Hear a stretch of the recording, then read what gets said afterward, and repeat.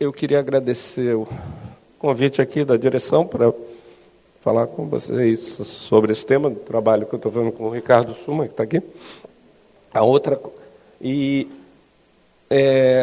já que estão gravando, eu vou falar muito mal do governo recém-deposto da Dilma. Portanto, para começar, fora Temer. Tá?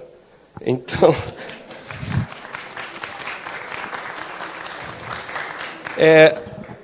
como já foi comentado aqui pelo professor Pedro, existe no Brasil uma discussão sobre o novo desenvolvimentismo versus social desenvolvimentismo. Na visão que a gente tem no grupo de economia política, e não é só eu e o Ricardo, o Carlos Medeiros vai falar muito disso mais tarde, é que acho que no Brasil recente, nesse período aí, não teve nenhum dos dois. Porque eu não vou botar o número aqui, que está muito... tem pouco tempo, etc., mas eu posso mostrar mais tarde. No período do governo Dilma, no primeiro, a taxa média de crescimento do investimento público foi 0, em termos reais. Desenvolvimentismo sem investimento público, nunca ouvi falar. Então, claro que teve o crescimento socialmente inclusivo. Então, se quiserem chamar de keynesianismo social, tudo bem, mas social desenvolvimentismo, cadê o desenvolvimentismo? Tá? Não tem nada demais, teve resultados muito bons. Teve, obviamente, não tendo mudança estrutural, não tendo política tecnológica industrial, poderia ter sido abortado o crescimento por problemas de recessão externa. Não foi por acaso, porque as condições externas estavam particularmente favoráveis, por acaso que acabou sendo abortado por outros motivos que a gente vai comentar aqui, motivos internos. Tá? Então, aqui a gente quer discutir exatamente o que a gente está preocupado com o que houve, não o que poderia haver, complementar as análises que a gente tem feito sobre o crescimento, ou a falta de crescimento no Brasil. Eu não vou usar mais desenvolvimento, e sim crescimento, focando mais na questão dos determinantes do investimento privado, que isso que eu acho que é uma das características bem diferentes do tipo de interpretação que nós temos em relação a outras abordagens, inclusive críticas e heterodoxas. Então, o que a gente quer mostrar é como que nos últimos tempos, desde o início do governo Dilma I, a política econômica foi responsável pela... Na realidade, o nome da sessão é a Política Econômica de Desenvolvimento. A política econômica foi contra o desenvolvimento. Primeiro, na parte que o Medeiros vai falar, destruindo as iniciativas, gradualmente destruindo todas as iniciativas realmente desenvolvimentistas que começaram a ser feitas, e depois, fundamentalmente, fazendo a demanda agregada desacelerar cada vez mais e o crescimento do mercado interno ser cada vez menor, no momento que o mercado externo estava desacelerando. E que não havia motivo, apesar disso, para desacelerar, pelo contrário, porque a situação externa continuava e continua, por mais que as pessoas queiram inventar que tem uma crise terrível lá fora, anormalmente favorável em relação a outros períodos históricos. Então, isso é uma coisa fundamental para a gente. Bom, desculpa ter um pouquinho de teoria, mas não tem jeito, a diferença nossa é quem tem a teoria um pouco diferente. Deixa eu deixar mais claro que qual é a nossa visão sobre investimento, e que pode ser formulada de maneira bem simples. Em primeiro lugar, na visão que a gente usa, que é a abordagem, tem um nome estranho, israfiana, mas não interessa aqui os detalhes, as empresas no capitalismo não gostam de produzir. Elas gostam de ganhar dinheiro. Se pudesse ganhar dinheiro sem produzir, e às vezes pode, elas não produziam. Então, para produzir, elas têm que ganhar mais dinheiro do que não produzindo. E então, a demanda que interessa não é a demanda qualquer, é o que a gente chama de demanda efetiva, que é a demanda a um preço que dá um retorno acima do que você ganha só aplicando o dinheiro. E essa é que é a demanda efetiva, que é o que as empresas vão produzir. É claro que elas gostariam de produzir menos que isso, se possível, para cobrar ainda mais. Mas a concorrência não deixa. Mas, certamente, produzir mais que isso, ou a um preço abaixo desse, não interessa. Mas, dado isso, você tem que a produção, tanto setorial quanto no agregado, se ajusta a essa demanda efetiva. Demanda dos que podem pagar, estão dispostos a pagar o preço natural, que a gente chamava. Mas para quem não gosta de economia clássica, chama preço limite, não está bom, é igual, é a mesma ideia. Agora, e daí? Os capitalistas também não gostam de investir.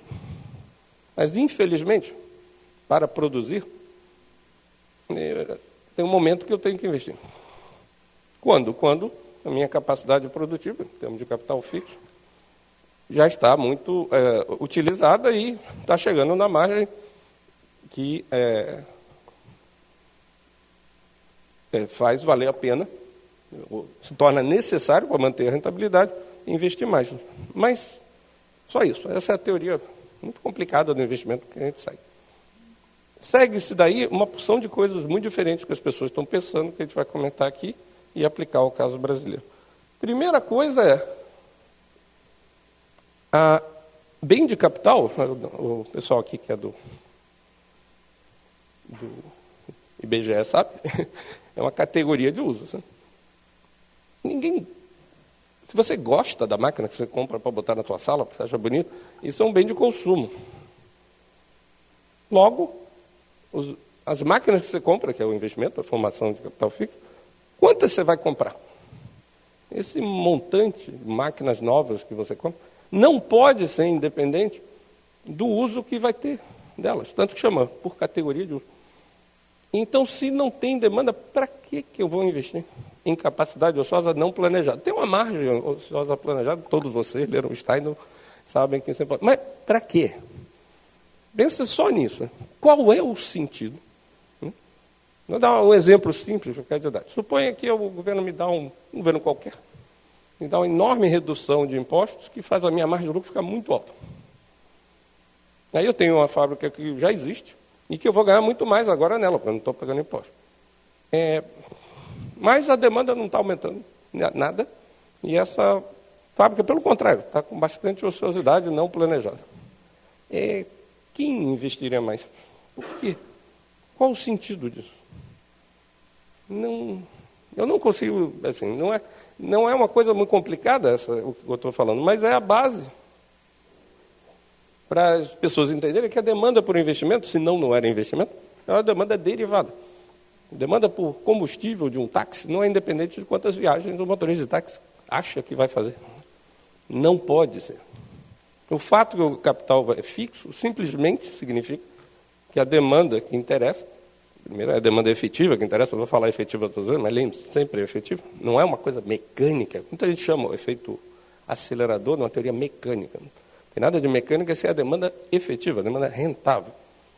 Essa demanda efetiva vai ter que ser estimada ao longo da vida útil do equipamento, claro. Mas, fora isso, é igualzinho à demanda do capital circulante, que você só pode usar uma vez. Você já usou o combustível, você não precisa se preocupar em usar ele de novo.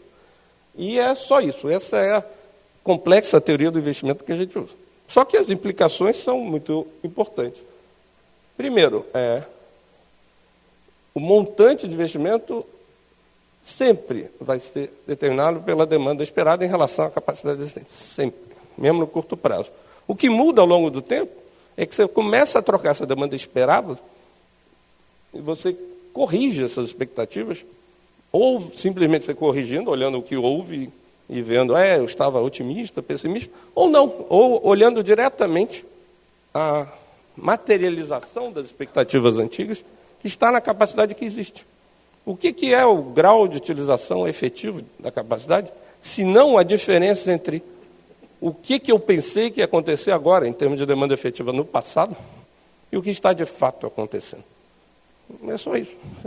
Então, o investimento reagir ao grau de utilização é a mesma coisa que ele reagir aos erros de expectativas de longo prazo. E, claramente, isso leva a gente seguir uma teoria muito antiga, que ninguém mais dá bola, que é o chamado princípio do ajuste total capital.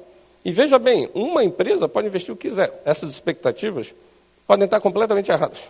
Eu posso querer 50% do mercado, meu rival pode esperar tomar 70% do mercado. tudo bem, aí o investimento aumenta. Só que não se sustenta muito tempo, porque nós não vamos suprir 120% do mercado sem alguém ficar com capacidade ociosa indesejada e isso reagir depois. Então é muito difícil você fazer crescimento puxado diretamente por qualquer estímulo direto ao investimento. O que você tem que fazer é o mercado crescer. Se o mercado vai acabar crescendo muito pelo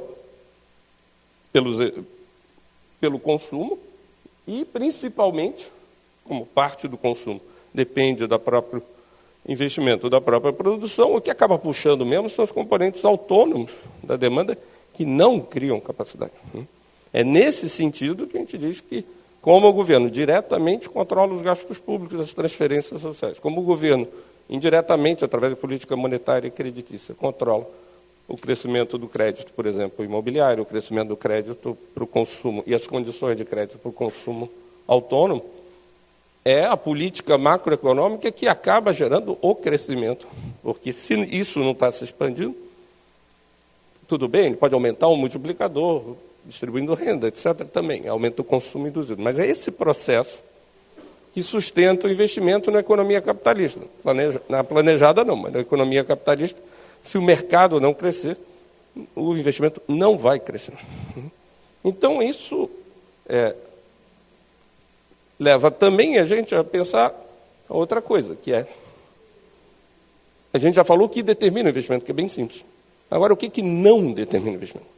O investimento não depende da margem de lucro. Depende, sim, dela atingir esse mínimo. Por exemplo, está suficientemente acima da taxa de juros, a margem de lucro, a utilização normal, gerar uma taxa de lucro suficiente acima da taxa de juros para valer a pena o cara correr esse risco. Mas acima, ok. Mas se for o dobro de acima, certo? Suponha que a taxa de lucro mínima seja, sei lá, 10%. Se for abaixo de 10%, eu não invisto. Mas se for 20%, ou 30%, ou 40%, por que eu vou investir mais? Se for 20%, ou 30%, 40% num setor, eu vou investir mais nesse setor. Mas se for 20%, 30%, 40% para a economia como um todo, não faz sentido nenhum investir mais. Não tem sentido. E para baixo, é verdade que não haveria investimento. Mas não haveria produção também, porque não estaria havendo demanda efetiva. E como a produção cai muito rapidamente quando os preços ficam abaixo dos custos, essa situação não tende a perdurar muito tempo, porque, obviamente, a própria escassez do produto faz com que a produção lucrativa retorne. Isso é toda a teoria que a gente precisa para ver aqui. Então, aumento de margem bruta de lucro, desonerações, baixar os juros, que afetaria a margem líquida de lucro, não tem por que ter efeito regular nenhum sistemático sobre o investimento. Mesmo o financiamento. Primeiro, se o seu banco não leva em conta as expectativas de demanda dele, quando vai aprovar o seu projeto, você devia trocar de banco. Se você chegar no BNDES, eu vou suprir, a minha planta vai fazer 2 milhões de automóveis. Espero que os técnicos lá falem, volta aqui quando você for fazer 300 mil automóveis, porque 2 milhões é meio forte. Então, a expectativa de demanda mais curta entre eu e o meu banqueiro é que é a restrição mais importante ao montante de investimento. E vocês podem dizer, bom, mas as pequenas empresas estão sempre com problema de financiamento? Claro que estão. Mas as grandes não estão. Mas às vezes as grandes estão. Mas as multinacionais não estão. Restrições financeiras são fundamentais para a teoria do crescimento da firma, como na versão micro do princípio do risco crescente do Kalecki e do Steiner. Mas investimento agregado, não, porque se pequenas empresas se há demanda e pequenas empresas não podem suprir, isso por falta de financiamento, o que acontece é que as grandes empresas vão pegando parcelas maiores e maiores de mercado. Isso não afeta o montante total de investimento de forma persistente, a não ser num momento, tipo setembro de 2008, que não tem crédito para nada, está todo mundo falindo, quem está falindo não pensa em expansão. Certo? Então, o problema o investimento é induzido nesse sentido. No caso do Brasil, a gente tem várias evidências econômicas a favor disso, no mundo inteiro, aliás, a única coisa que dá certo normalmente em regressões sobre investimento, que dá sempre muito sistematicamente significativo, são variáveis de demanda, sempre. Às vezes disfarçado de cash flow, às vezes disfarçado de lucros, de massa de lucro, mas sempre são um acelerador flexível meio disfarçado ou explícito. E no Brasil a gente tem uma peculiaridade interessante, porque é um estudo bem eclético feito pelo Cláudio Hamilton e uma equipe enorme do IPEA, incluía até o SUMA, que eles queriam fazer uma versão assim, não voltada para o modelo lá do Franklin, que é a segunda versão ali, do Avancini, mas o que pode determinar o investimento? Eles chegaram à conclusão divertida aqui. A taxa de câmbio, por exemplo, que no Brasil é considerada um problema sério para o investimento, tem um efeito negativo. Isso é uma desvalorização, está correlacionada com o investimento menor. Isso provavelmente pode ter a ver com problemas financeiros das empresas no curto prazo. A desvalorização, se é endividado em dólar, dá problema. Ou provavelmente é simplesmente multicolinearidade com a demanda, porque, em geral, a maior parte das vezes as desvalorizações levam à queda do consumo. A exceção foi o período da Dilma, que compensou aumentando o salário real, evitando queda de salário real, controlando os preços administrados, mas, em geral, a valorização cambial, ao contrário do que está no livro de textos usuais, pelo efeito nos salários reais, é expansionista e vice-versa. Tá? Então, a teoria é bem simples e a evidência empírica, pelo menos no Brasil, é bem forte. Dentro dessa abordagem, a gente interpretou o crescimento brasileiro em vários trabalhos em 3 grandes fases. Primeira fase, 2004, 2010, basicamente, é o helicóptero do Bernanke, que é a taxa de juros muito baixa lá fora, é a China fazendo uma expansão muito grande, criando condições externas. É mais ou menos assim. Pela primeira vez, a política monetária era feita nos Estados Unidos, do mundo, e a fiscal era na China, que é uma combinação bem favorável. Porque outras vezes, quando a política monetária estava muito favorável nos Estados Unidos, a fiscal não estava, porque era um período de crise lá. Essa é uma combinação rara. Tem tanto a LM quanto a IS estão ajudando. 2011 e 2014, sistematicamente, o governo Dilma foi desmontando todos os mecanismos internos de crescimento. Primeiro começa com o ajuste fiscal, aí foi fundamental o caseiro, o Francenildo, que é um herói do desenvolvimentismo brasileiro, que não foi citado pelo Belchowski, que permitiu uma mudança na orientação da política econômica mais radical, que permitiu que, de fato, as coisas acontecessem. Uma coisa, condições externas muito boas, outra coisa, condições internas. A briga interna foi resolvida com o nosso herói, Francenildo. Está faltando o Francenildo nesse país, né? E, de fato, está faltando muito. Depois, o que aconteceu? Primeiro, o ajuste fiscal, depois, as medidas macroprudenciais que foram comemoradas por todos só serviram para reduzir o crescimento do crédito, em setores, inclusive, que não havia inflação nenhuma, setores de trade, e outras coisas. Tinha motivo para isso, mas todo mundo achou legal, porque estava na moda a macroprudencial. Né? A macroprudencial no resto do mundo é expansionista, aqui era contracionista, mas está na moda, macroprudencial, um nome bonito. No tempo do Delfim chamava só controle de crédito. Mas depois teve os juros, desceu, subiu de novo, no final terminou mais alto que antes. Teve essas desonerações dos lucros, depois que não adiantaram nada nesse tipo de abordagem, evidente, a gente não é muito otimista sobre desoneração, aumentar o investimento. E é claro que houve também, na discussão de infraestrutura e concessões, etc., o que a gente chama de PPPP, que é papo sobre parceria público-privada. Que foi só papo, exatamente porque é muito difícil definir as condições para a demanda efetiva para a infraestrutura, o horizonte é muito longo, o risco é enorme.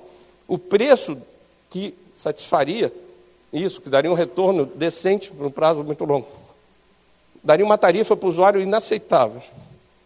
O governo não quer fazer investimento público, seria mais barato. Não quer tarifas muito altas, porque gerariam externalidades negativas.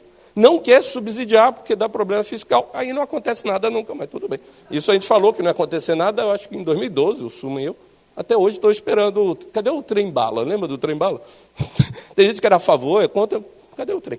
Nunca aparece. Mas então essa questão de o governo não faz mais a parte dele, e o setor privado não faz também, porque fica PPP, explica esse período. E, finalmente, a nova, grande inovação teórica do ministro Levi, do nosso colega aqui, Nelson Barbosa, que foi a contração geral contracionista, que é até a Dilma e o pessoal do ajuste fiscal rudimentar acreditava na ideia da contração fiscal expansionista, que é você contrai no fiscal e isso vai reduzir a taxa natural de juros e as taxas longas de juros vão desabar.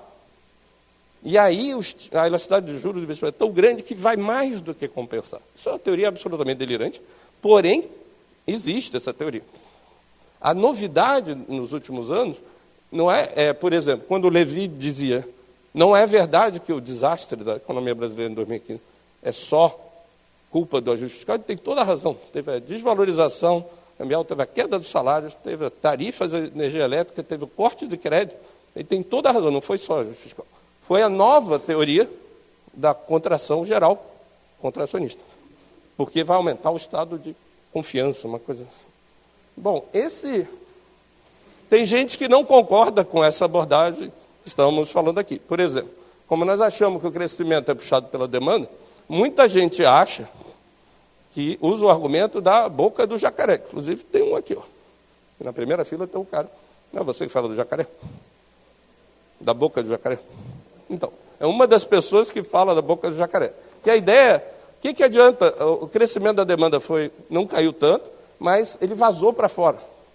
Só que se você olhar os dados, o que aconteceu, em geral, o jacaré demonstrado com vendas em São Paulo, e aí a produção industrial. Só que vendas é de tudo, não é só a produção industrial. Os serviços cresceram muito.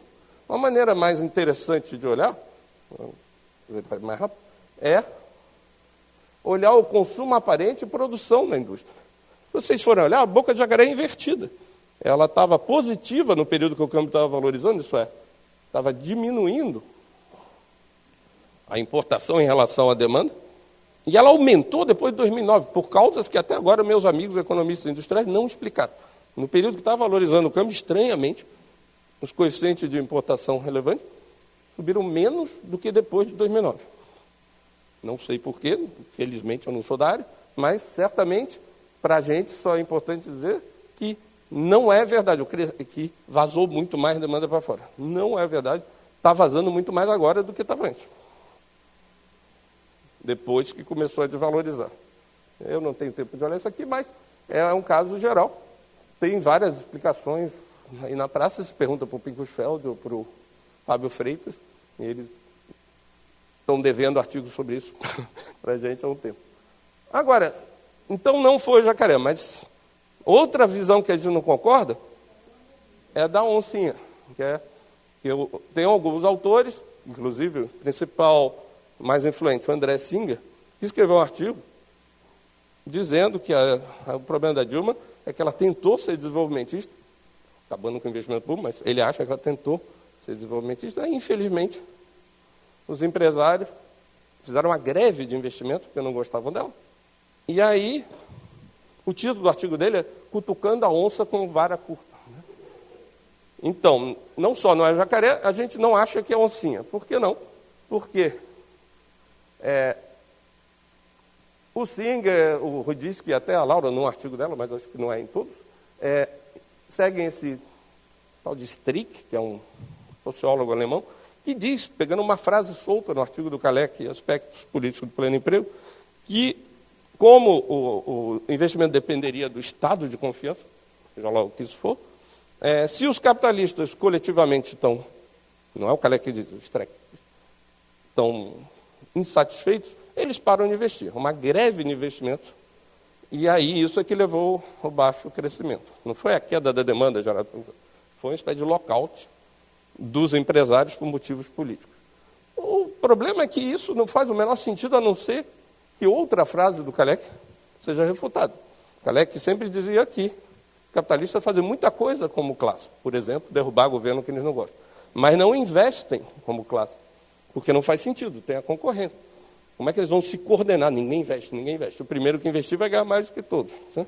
Então, também não achamos que a oncinha seja uma boa interpretação. Mas tem também outros que não concordam com a gente. A maior parte dos bichos não concorda com a gente. E que é a turma, digamos assim, do pato. Que acha que o problema não foi uma má vontade política, e sim a baixa rentabilidade, né, que veio das políticas distributivas. Né? Então, a culpa não é do jacaré, a culpa para a gente não foi a oncinha, mas também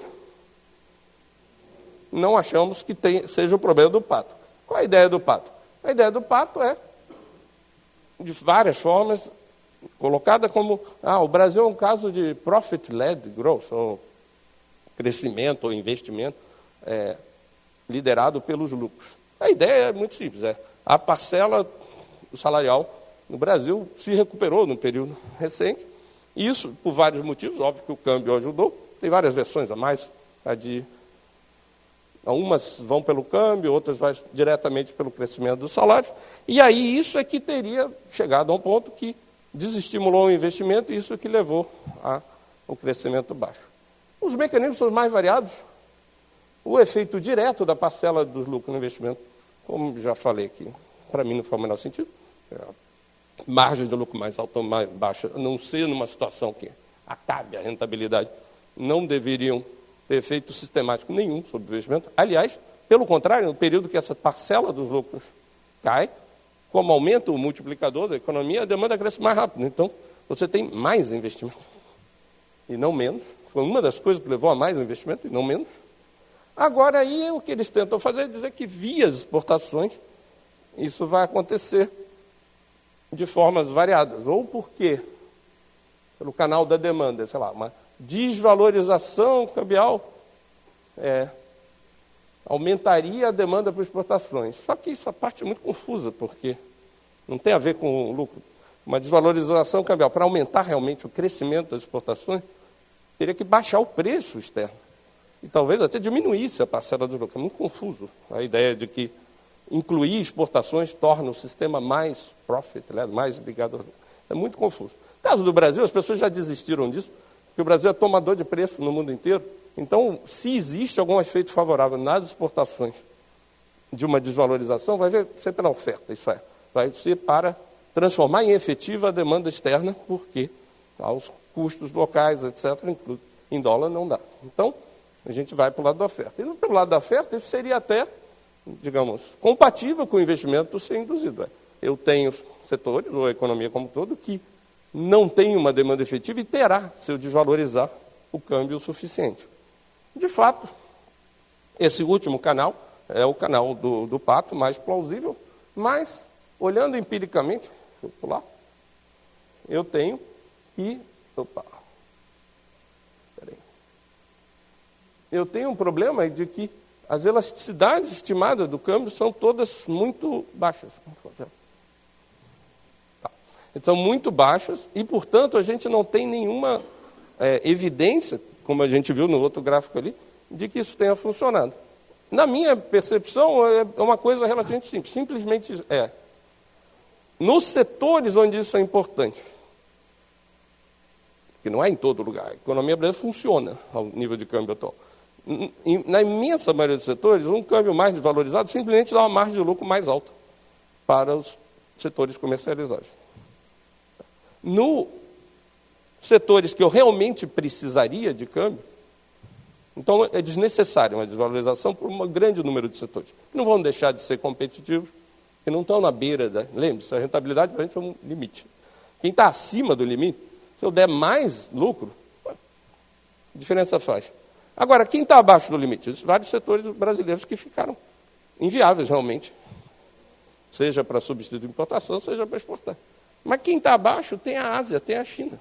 Então, desvalorizações mesmo grandes parecem, no período recente, ser desnecessárias para a maioria dos setores e insuficientes para os setores críticos.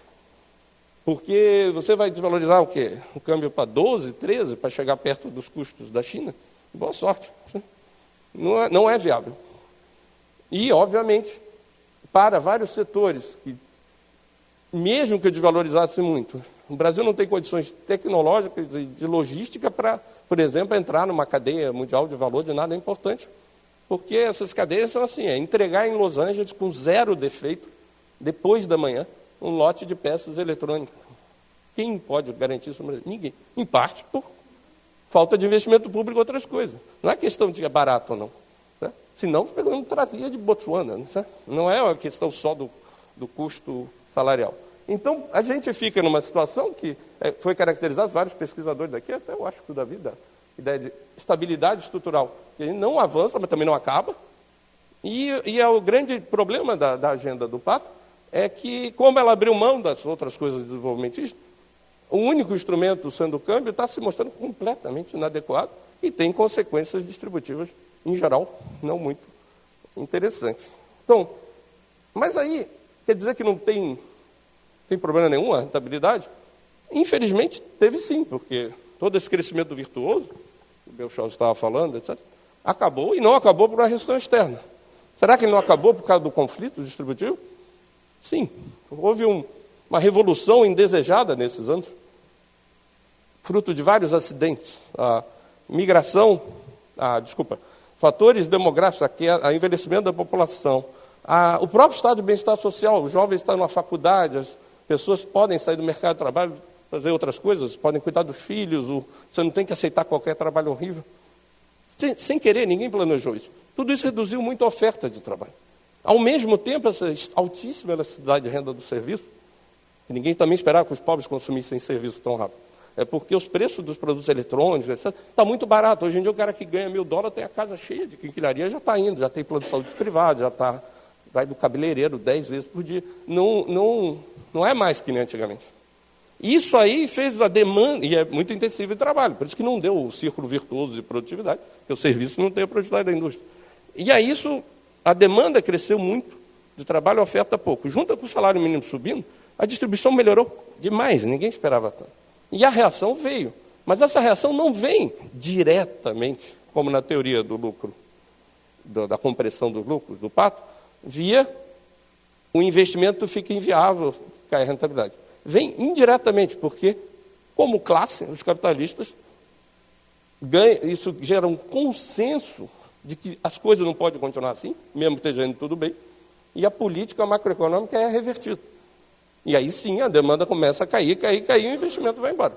Né? Então não é que não seja o problema do conflito, é que o conflito não vem diretamente afeta o investimento diretamente, ele afeta o consenso sobre a orientação de política econômica, que no Brasil mudou enlouquecidamente, só porque a parcela salarial recuperou um pouquinho, e outros fatores políticos que vieram junto com isso.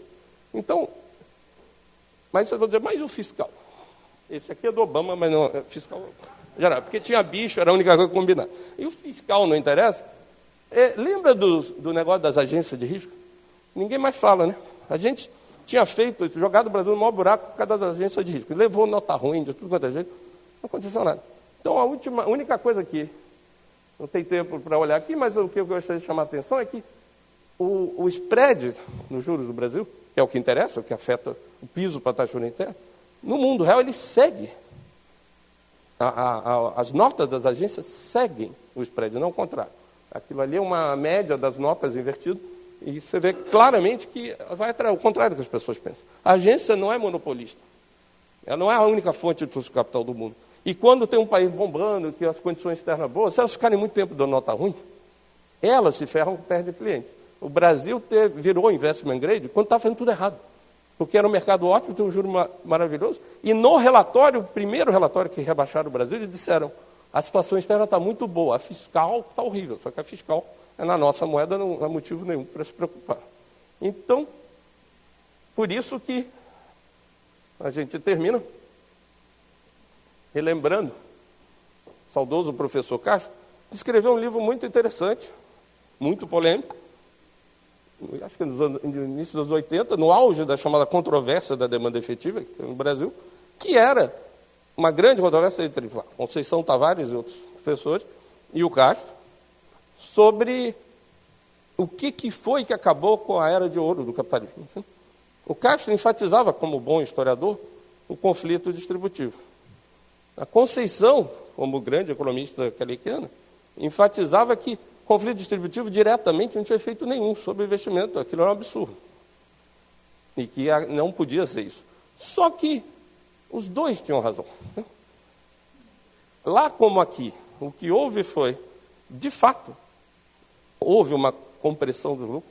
De fato, ao contrário da turma do Pato, O investimento aumentou nesse período, foi o maior boom sincronizado da economia capitalista, mas rapidamente se criou um consenso de que aquilo não podia, porque tinha inflação, a nossa inflação de serviço estava saindo do controle, e tinha que mudar, etc, etc. Certo? Então, como historiador, o Castro tinha toda a razão, embora analiticamente a Conceição tinha toda a razão também.